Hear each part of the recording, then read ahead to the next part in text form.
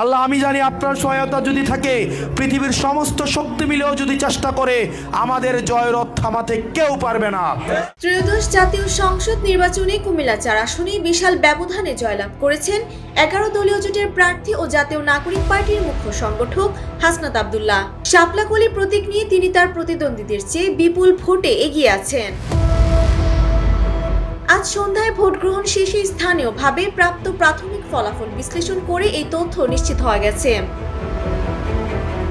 দেবিদ্বার সংসদীয় আসনের মোট 116টি ভোট কেন্দ্রের সবকটিতেই হাসনাত আব্দুল্লাহ একক আধিপত্য লক্ষ্য করা গেছে।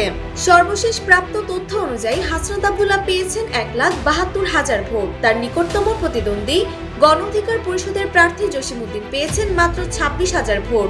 ব্যবধান দাঁড়িয়েছে 1,46,000, যা এই আসনের নির্বাচনী ইতিহাসে অন্যতম এক রেকর্ড হিসেবে দেখা হচ্ছে। স্থানীয় ভোটাররা জানিয়েছেন, সকাল থেকেই কেন্দ্রগুলোতে ভোটারদের ব্যাপক উপস্থিতি ছিল এবং শান্তিপূর্ণ পরিবেশে ভোট গ্রহণ সম্পন্ন হয়েছে। হাসনাত আব্দুল্লাহর অনুসারীরা এই জয়কে জনগণের আস্থার প্রতিফলন হিসেবে দেখছেন। Desk report, Bangladesh bulletin.